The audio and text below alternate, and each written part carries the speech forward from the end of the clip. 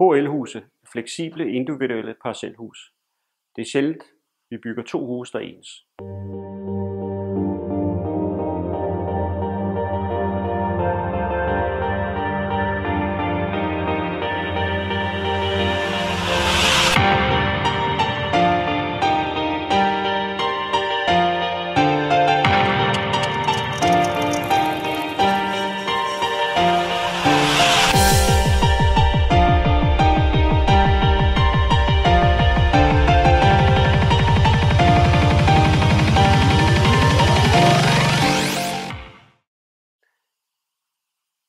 HL-huse er tegnet efter 3 principper: lys, energi og volumen.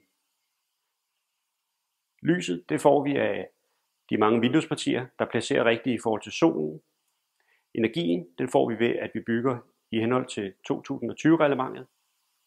Volumen den kommer af, at der er loft til kip i alle husene som standard i hele huset.